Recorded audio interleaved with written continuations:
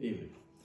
Have you ever been watching one of those medical shows, specifically pre-hospital type emergency medical shows, where they're treating a patient and the dramatic music's kicking in and they're doing procedures and maybe they're on that IV, that life-saving IV, the method for which we can give medications and start people's hearts and bring them back from the dead, reverse ODs and all these fun things and these instantaneous changes. What happens if they can't get that IV? Does the person just done? Is that it? Have you ever wondered what happens if they can't get that? Tonight we're going to go over that in a quick 5 to 7 minute range. We're going to go over what our options are when we can't get that life-saving IV. What I'm talking about is something we call intraosseous, or IO, access. Intraosseous is a fancy term for in the bone. Actually, what we're doing is, if you look at these aids really quick, and we'll get more in depth with these, but you'll see that there's two different layers to it. One looks like skin and one looks like sponge. The purpose of the IO, gun, drill, or whatever device specifically you're using, today we're going to be going over the Easy IO. It's a proprietary company that's used here in Nevada in all the emergency medical vehicles and most of the hospitals. So what our goal is if we can't get that IV, we still need access to the patient's circulation. The patient's circulation gets fed from bone marrow. If we can get a needle or an access point into that bone marrow, we now have virtually the same access we did if we were to get that life-saving IV. The fact about these that most people don't understand or don't realize is that these are quick. These are fast, and once you've got your equipment prepped and you've got it measured and you're ready to go, from start to finish, this can be done in less than a minute.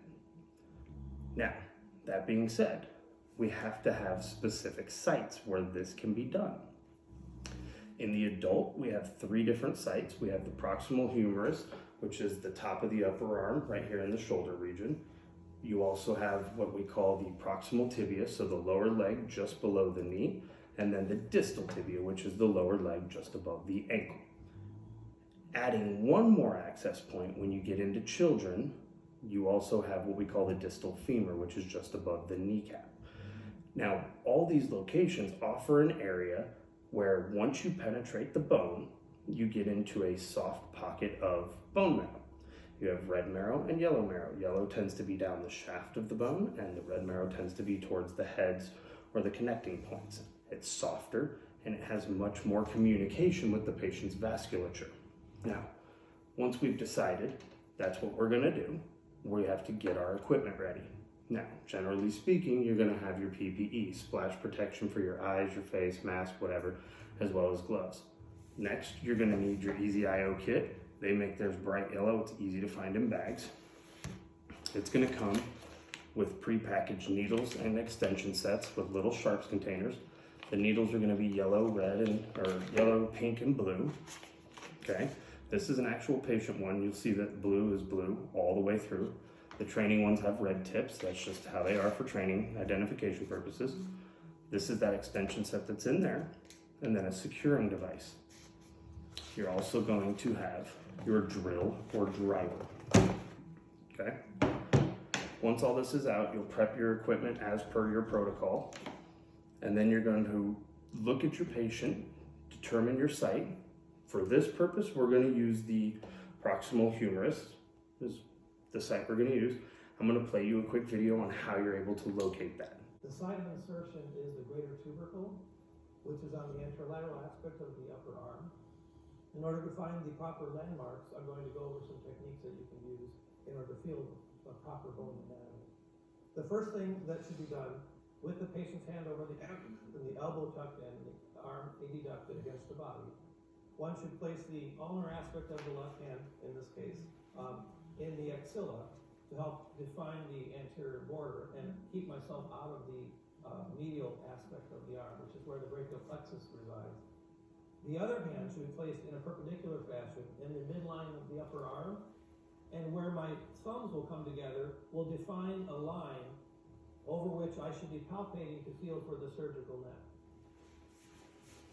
All right, so That was a whole lot of fancy words to basically say we're actually trying to triangulate or pinpoint the surgical head of the humerus.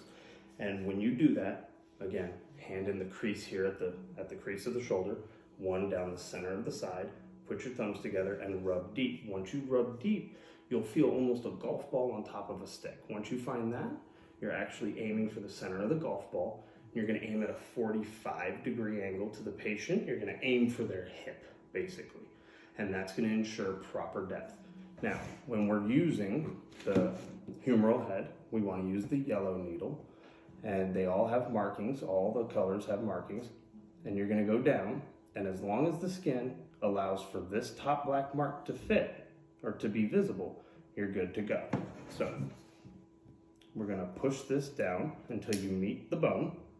Boom, still have our black dot, great. And you're gonna go 45-degree angle for the humeral head and go until you feel a pop or a loss of resistance. Boom. And now the hub is seated to the skin. You're gonna unscrew the needle. That's gonna go in your sharps container. We're gonna take our securing device, place that over our hub. Our pre-prepped flush. We'll go ahead and connect here, and you're gonna flush 5 to 10 cc's of saline with an aggressive push. You wanna push that marrow out of the way. Done. Once that's done, the patient may experience discomfort. You're gonna follow your lidocaine policies as prescribed by your online medical control. And once this is done, you now have equivalent access, just like in the vein, except you're doing it through the bone marrow channel. Thanks. That answers that.